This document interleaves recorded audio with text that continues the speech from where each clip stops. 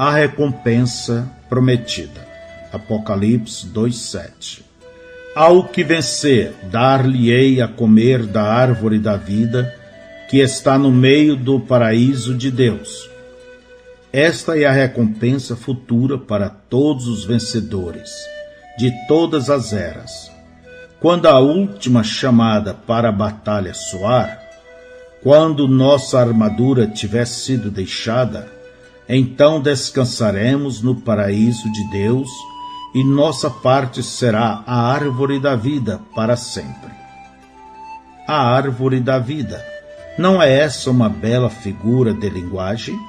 É mencionada 3 vezes no livro de Gênesis e 3 vezes no livro de Apocalipse.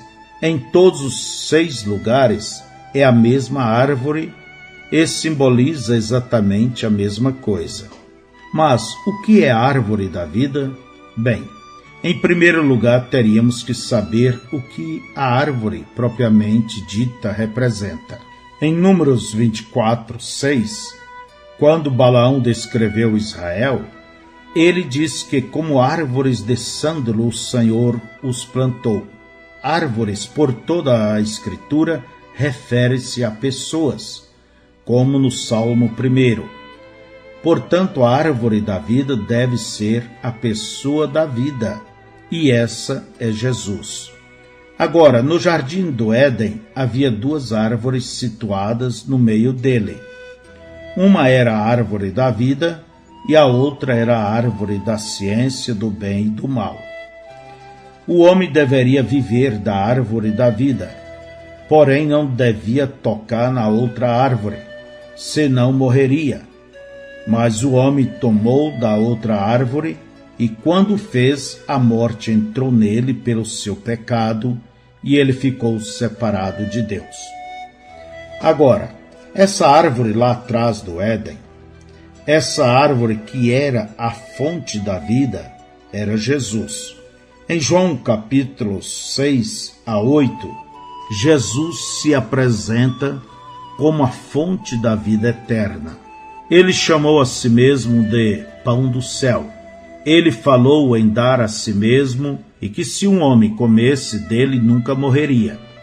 Ele proclamou que conheceu Abraão e que antes de Abraão ele era.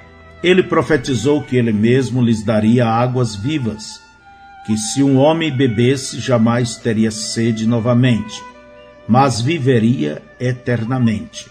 Ele mostrou-se como o grande eu sou. Ele é o pão da vida, o manancial da vida, o eterno, a árvore da vida.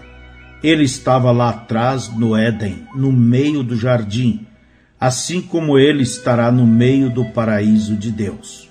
Alguns têm a ideia de que as 2 árvores no jardim eram apenas mais 2 árvores, como o resto das que Deus plantara lá. Porém, estudantes cuidadosos sabem que isso não é assim. Quando João Batista clamou que o machado estava posto à raiz de todas as árvores, ele não estava falando de árvores meramente naturais, mas de princípios espirituais. Agora, em 1 João, capítulo 5, verso 11, diz: E o testemunho é este, que Deus nos deu a vida eterna, e esta vida está em seu Filho. Jesus disse em João 5,40, E não quereis vir a mim para terdes vida. Portanto, o testemunho, a palavra de Deus, afirma clara e diretamente que a vida eterna está no Filho, não há outro lugar. 1 João 5,12. Quem tem o Filho tem a vida. Quem não tem o Filho de Deus não tem a vida.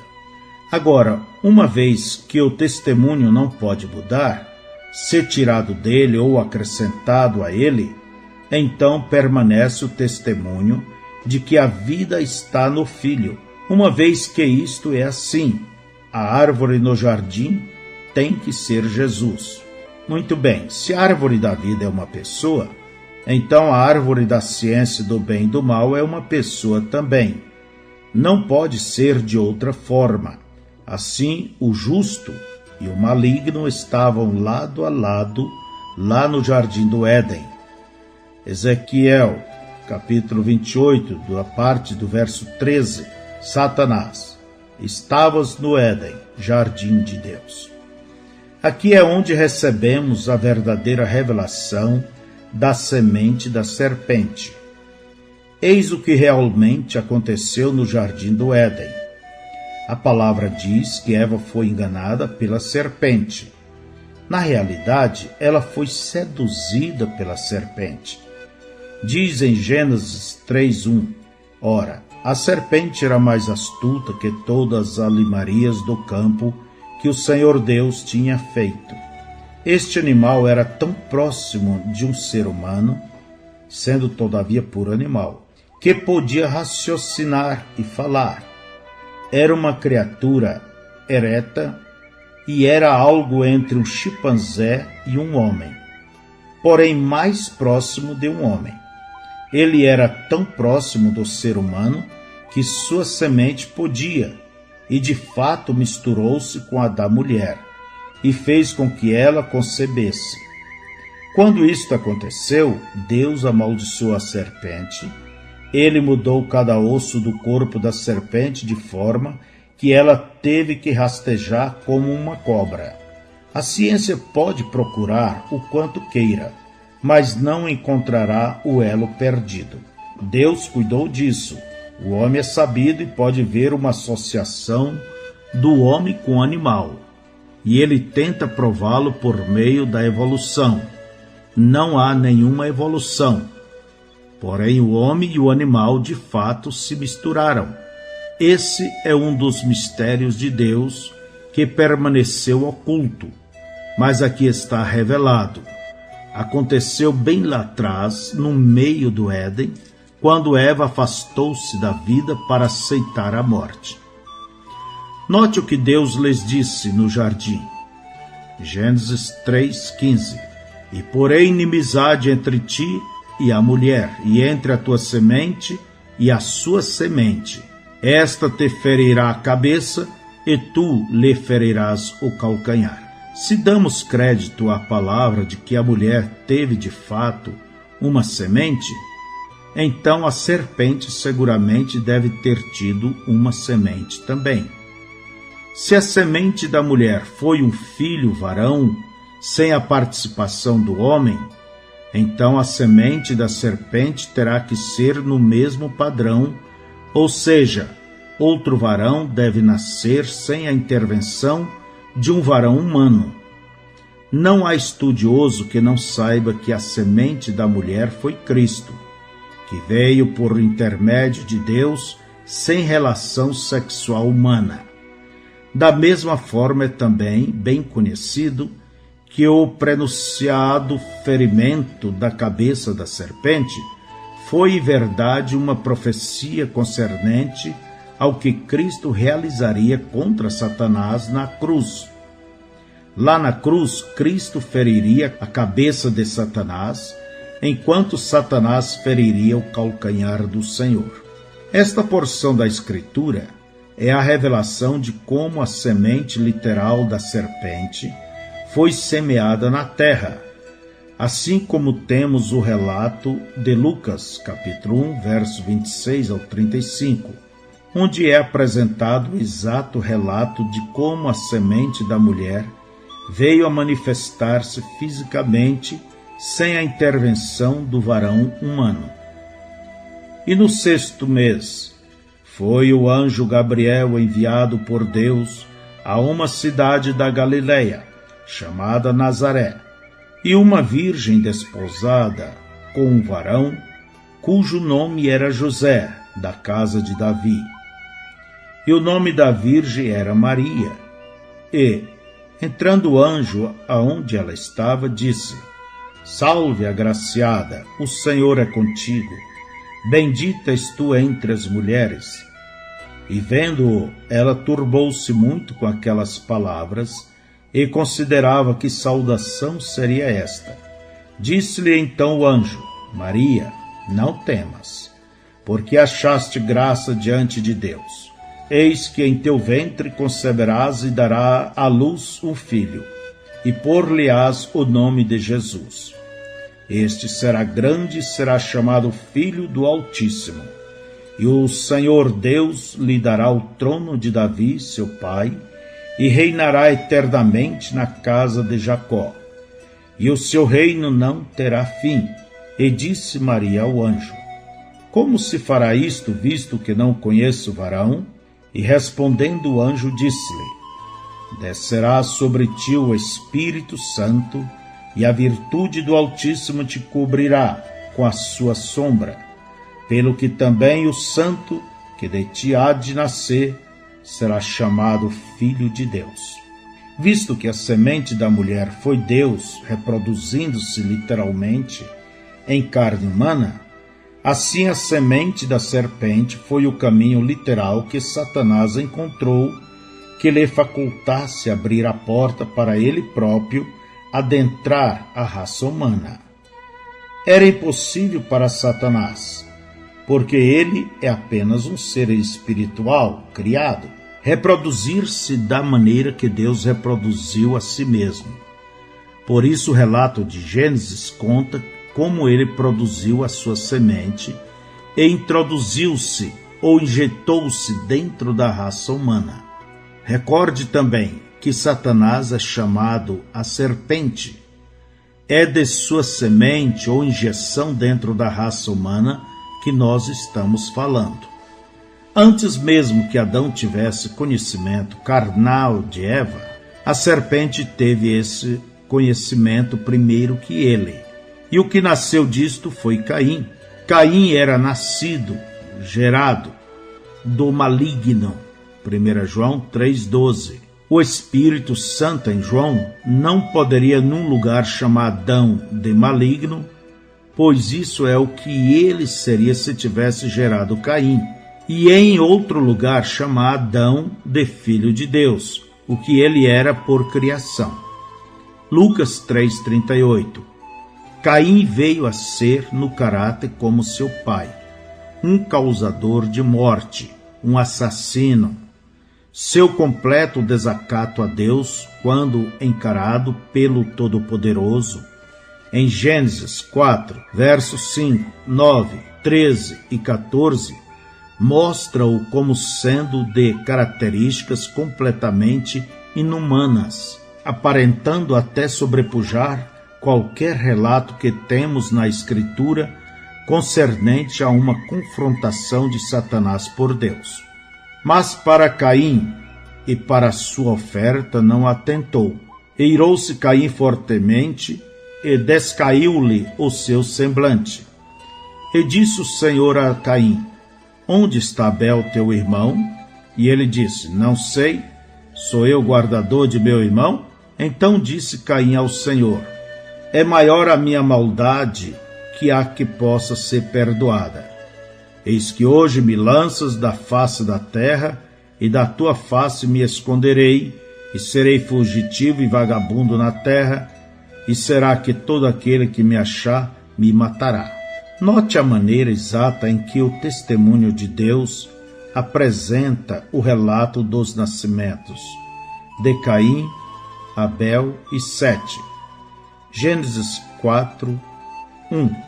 E conheceu Adão a Eva, sua mulher, e ela concebeu e teve a Caim, e disse: Alcancei do Senhor um varão, e teve mais a seu irmão Abel. Gênesis 4, 25. E tornou Adão a conhecer a sua mulher, e ela teve um filho, e chamou seu nome Sete. Há 3 filhos que nasceram de 2 atos de conhecimento carnal através de Adão. Uma vez que a Bíblia é a exata e perfeita palavra de Deus, isto não é um erro, mas um testemunho para nossa iluminação. Uma vez que 3 filhos nasceram provenientes de 2 atos de Adão, você fica sabendo positivamente que um desses 3 não era filho de Adão. Deus testemunhou isto desta exata maneira para nos mostrar algo. A verdade do assunto é que Eva teve em seu ventre 2 filhos, gêmeos, provenientes de distintas fecundações. Ela esteve grávida de gêmeos com a concepção de Caim, um pouco antes da de Abel. Veja aqueles gêmeos novamente.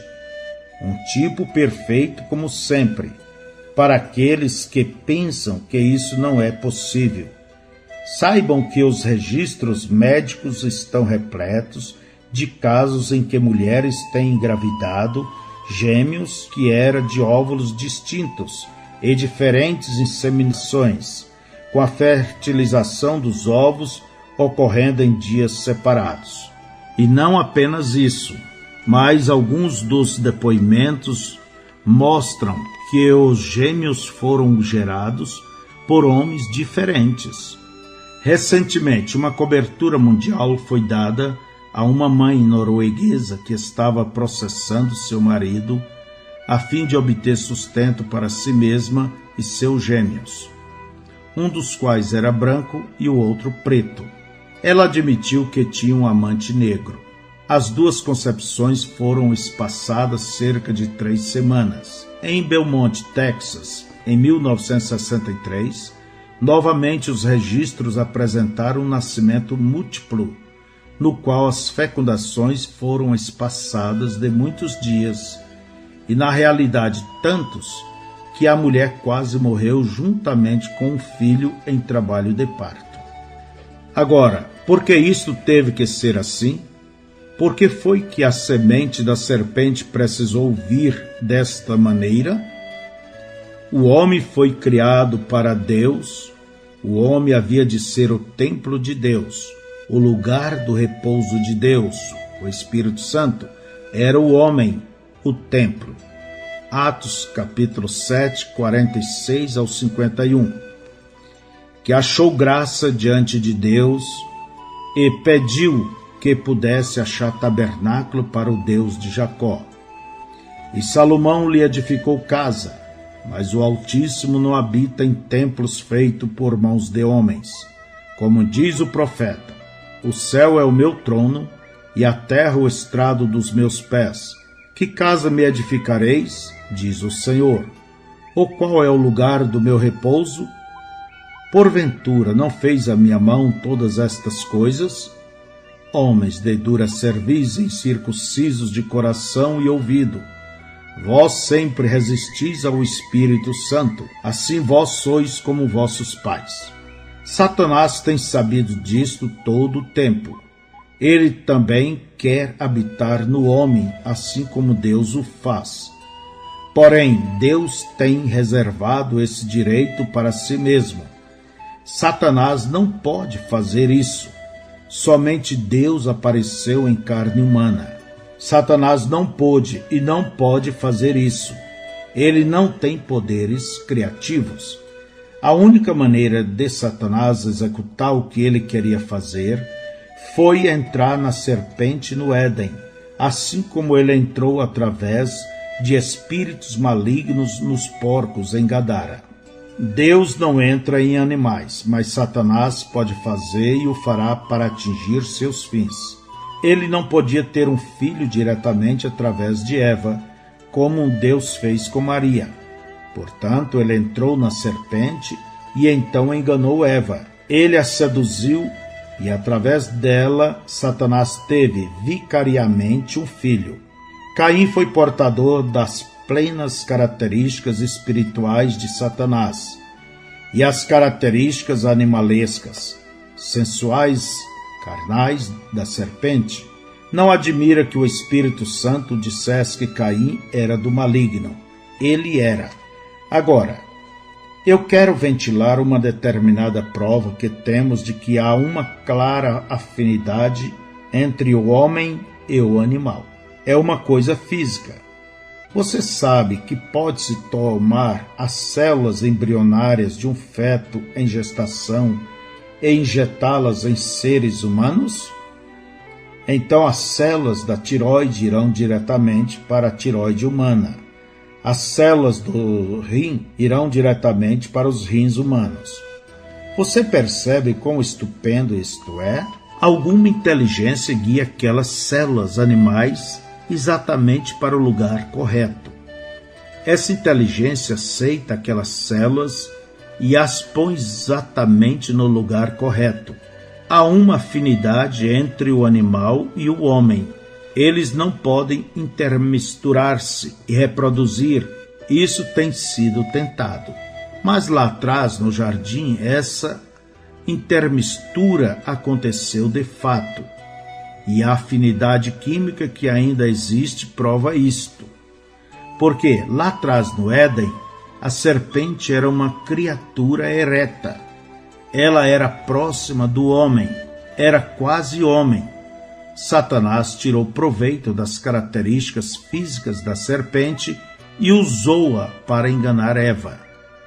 Depois Deus destruiu esse padrão da serpente.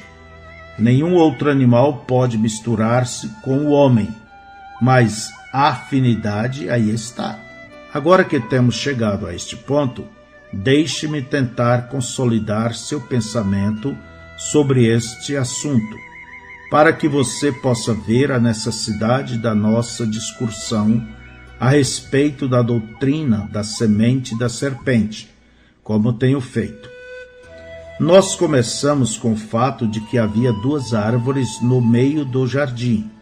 A árvore da vida era Jesus. A outra árvore definitivamente é Satanás, por causa daquilo que surgiu do fruto dessa árvore.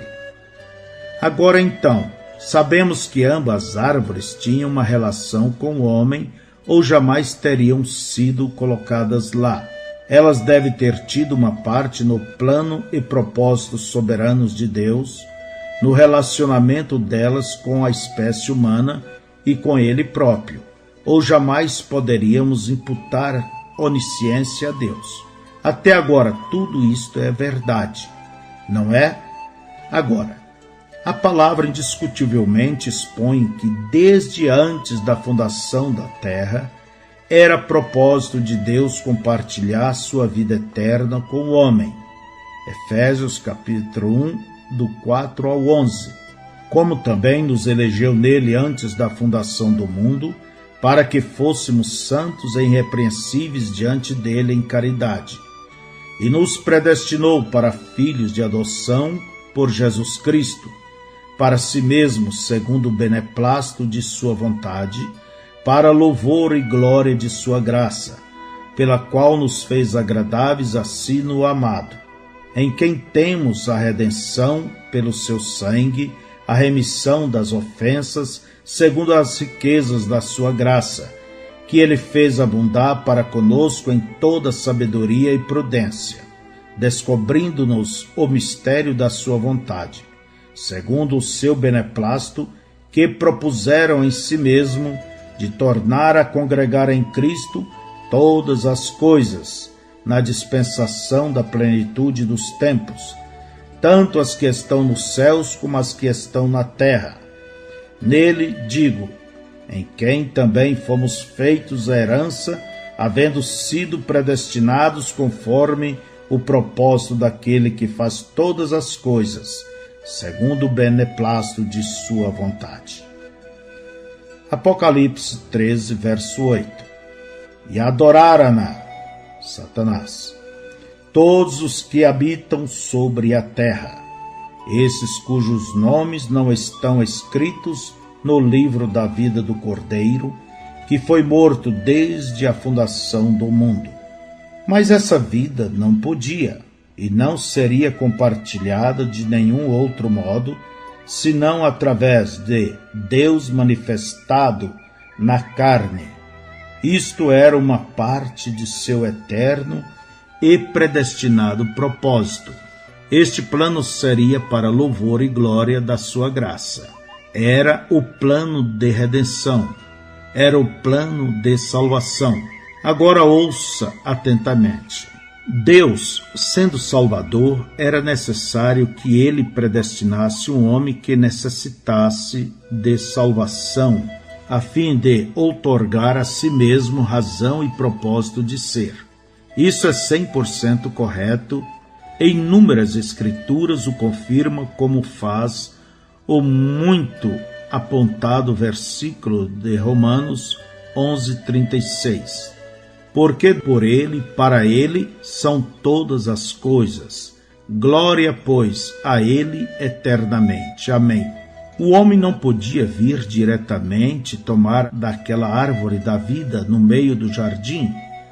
Aquela vida eterna da árvore tinha que se tornar carne primeiro. Mas antes que Deus pudesse levantar e salvar um pecador, ele tinha que ter um pecador para levantar e salvar. O homem tinha que cair. A queda que seria causada por Satanás tinha que ter a carne para produzir a queda. Satanás tinha que vir através da carne também.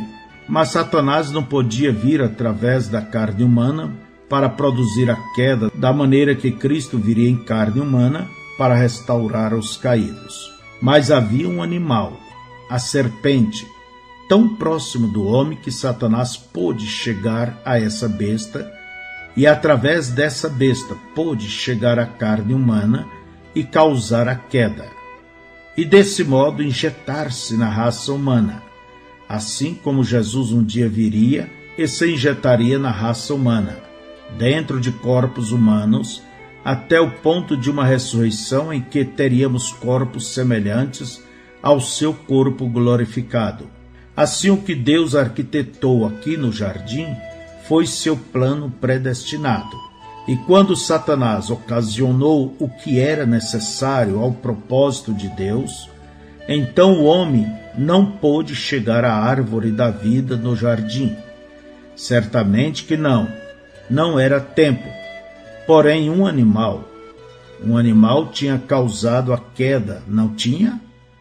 Que a vida animal seja derramada.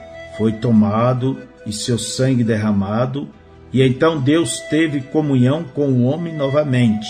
Depois viria um dia quando Deus apareceria em carne, e por meio de sua humilhação, ele restauraria o homem caído e faria dele um participante dessa vida eterna. Uma vez que você veja isto, pode compreender a semente da serpente e saber que não foi nenhuma maçã que Eva comeu. Não, foi a degradação da humanidade pelo intermisturar de sementes. Agora eu sei que ao responder uma pergunta, pode surgir uma outra. E as pessoas me perguntarem: se Eva caiu assim, o que fez Adão para Deus lançar a culpa sobre Adão?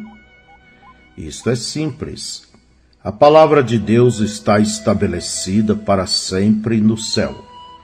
Antes que um grão de poeira de estrelas fosse criado, essa palavra, a lei de Deus, estava lá, exatamente como está escrito em nossa Bíblia. Ora, a palavra nos ensina que, se uma mulher deixa seu marido e vai com outro homem, ela é uma adúltera e não está mais casada, e o marido não deve tomá-la de volta. Essa palavra era verdadeira no Éden, assim como era verdadeira quando Moisés a escreveu na lei. A palavra não pode mudar. Adão tomou-a de volta. Ele sabia exatamente o que estava fazendo, mas ele o fez de qualquer maneira. Ela era uma parte dele e ele estava querendo tomar sobre si a responsabilidade dela. Ele não a deixaria ir. Assim Eva concebeu dele. Ele sabia que ela conceberia.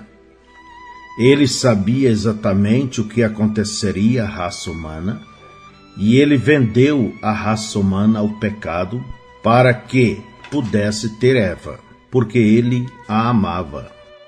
E assim aqueles dois filhos nasceram. Filhos esses que seriam os progenitores da raça humana, que agora já estava poluída. E o que é testemunhado deles? Leia o testemunho. Judas 14. E destes profetizou também Enoque, o sétimo depois de Adão. Gênesis 5 é o capítulo da genealogia de Enoque.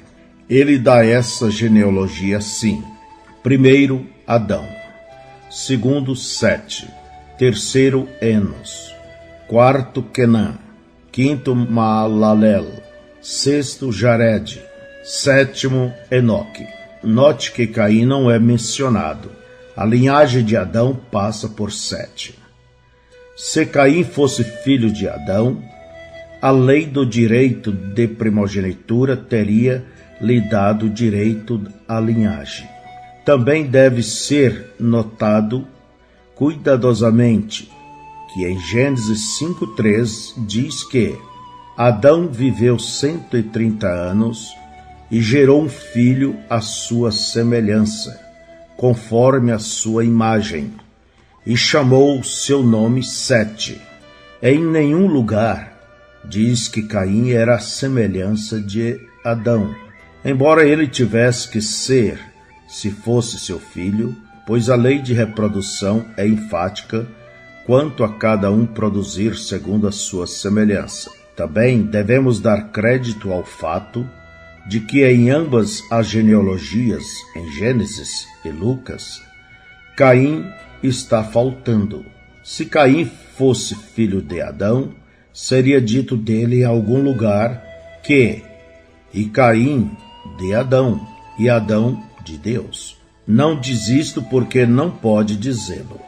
É claro que estudiosos por muito tempo têm descrito duas linhagens de homens, uma das quais sendo a linhagem pia encontrada em Sete, e a outra a linhagem ímpia como sendo instituída por Caim. E é estranho, porém verdadeiro, que estes mesmos estudiosos jamais nos contaram como é que Caim era o tipo de pessoa que foi, enquanto que Abel e Sete era da linhagem pia e espiritual. Efetivamente, Caim deveria ter sido espiritual, e Abel menos espiritual, e Sete ainda mais assim, e continuando linhagem abaixo, porque cada geração seguinte sempre tem se afastado mais de Deus. Mas não, Caim surge tão maligno quanto nenhum homem jamais tem sido descrito, porque ele violentamente resistiu a Deus e à palavra. Agora, que se saiba isto, a Escritura não brinca com palavras. O que quer que esteja testemunhado está lá para os olhos ungidos verem. Está lá com um propósito. Nessa palavra de Gênesis 3:20, e chamou Adão o nome de sua mulher Eva, porquanto ela era a mãe de todos os viventes. Porém, nenhuma escritura jamais diz que Adão é o pai de todos os viventes. Se não há esta conotação a ser colocada sobre Gênesis 3:20, por que seria mencionado que Eva é a mãe de todos e nenhuma palavra é dita acerca de Adão? O fato é que, embora Eva tenha sido a mãe de todos os viventes, Adão não foi o pai de todos os viventes. Em Gênesis capítulo 4, verso 1, Eva disse: alcancei do Senhor um varão. Ela não reconhece em Adão a paternidade de Caim, mas em Gênesis 4:25 ela diz: porque, disse ela, Deus me concedeu, edição da Revista e Atualizada do Brasil, tradutor, outra semente em lugar de Abel, porquanto Caim o matou. Ela não diz que Deus lhe tinha dado outra semente. Isso teria sido Cristo, porque ele foi dado. Este filho Sete foi concedido em lugar de Abel. Ela reconhece seu filho que veio através de Adão. Ela, porém, não reconhece Caim, porque ele veio através da serpente. Quando ela diz outra semente em lugar de Abel, está dizendo que Caim era diferente de Abel, porque se eles fossem do mesmo pai, ela teria que ter dito: foi-me dado mais semente. Eu não creio em tudo que leio, mas certamente É uma coisa curiosa que a edição de 1º de março de 1963 da revista Life escreve sobre psiquiatras dizendo exatamente a mesma coisa que estamos discutindo. Agora, eu sei que todos os psiquiatras não concordam uns com os outros, mas aqui está. O medo de cobras não é uma reação consciente, mas inconsciente. Se fosse um medo natural, as pessoas ficariam tão alegremente fascinadas como diante das jaulas do gorila e do leão. Suas mentes inconscientes mantêm-nas olhando fixamente para as cobras. Essa atração pelas cobras é inconscientemente sexual. Que isto tenha acontecido através dos tempos é visto pelas pessoas em sucessivas gerações, passando pela mesma coisa. As cobras sempre têm sido e sempre serão repulsivamente atraentes. A cobra sempre tem representado tanto o que é bom quanto o que é mal. Tem sido o símbolo fálico através dos tempos, exatamente como a descrição do Jardim do Éden. Encontramos a serpente como a personificação do mal passional. É quase universal entre as várias tribos incultas que a cobra esteja associada com sexo e muitas vezes adorada em conjunção com ele. O estudo da sexologia revela isso em muitos casos. Agora, eu gostaria de saber de onde estas pessoas obtiveram isso, visto que elas são incultas e nunca leram a Bíblia. Porém, assim como a história do dilúvio é conhecida em todo o mundo, assim é esta verdade da queda do homem também conhecida. Eles sabiam o que aconteceu lá no Éden. Agora, a esta altura alguém vai me fazer esta pergunta. Deus disse a Eva para tomar cuidado com a serpente, ou que a serpente a seduziria? Agora ouça, Deus não tinha que dizer nada acerca do que aconteceria. Entenda justamente o ponto principal da história. Ele simplesmente deu a palavra. Ele disse para não tomar da ciência. Tome da vida. A vida era a palavra de Deus. A morte era qualquer coisa que não fosse a palavra de Deus. Ela permitiu que fosse mudada uma palavra. E logo então Satanás a possuiu. Deus poderia ter dito: não apanhe mais fruto das árvores, além do que você possa comer. Satanás poderia dizer: olhe, isso é muito correto. Veja, se você colher demais, apodrecerá. Mas eis aqui o método de conservar o fruto. E assim, ao mesmo tempo, você pode colher tudo o que quiser. Portanto, veja, você pode ter a sua maneira e a maneira de Deus ao mesmo tempo. O diabo a possuiria bem ali. Aquele que é culpado em um só ponto da lei, quebrantou toda a lei. Não brinque com essa palavra. Isso é exatamente o que aconteceu na era de Éfeso, antes que acabasse por volta de 170 depois de Cristo. E o que aquela árvore produziu? A árvore da ciência produziu morte. Caim matou seu irmão Abel. O ímpio matou o justo. Isto estabeleceu um padrão. Esse padrão se manterá até a restauração de tudo como foi anunciado pelos profetas. A árvore da ciência produziu homens hábeis, homens de fama, mas os seus caminhos são os caminhos da morte. O povo de Deus é simples, porém de mentalidade espiritual, inclinando-se para Deus e a natureza, cultivando tranquilamente o solo, interessando-se pela verdade em vez da riqueza. A semente da serpente tem trazido tremendo comércio, invenções maravilhosas, porém, com tudo isto vem a morte. Sua pólvora e bombas atômicas matam na guerra, e em tempo de paz suas invenções mecânicas, tal como o carro, matam até mais em um tempo de paz que as invenções de guerra destroem em tempos de desordem. A morte e a destruição são os frutos dos seus labores. Porém, eles são religiosos. Eles creem em Deus. Eles são como seu pai, o diabo é seu ancestral, Caim. Ambos criam em Deus. Eles vão à igreja, eles misturam-se com o justo, assim como o joio misturam-se com o trigo. Assim fazendo, eles corrompem e produzem uma religião nicolaíta. Eles espalham o seu veneno, fazendo todo esforço para destruir a semente de Deus. Assim como Caim matou Abel.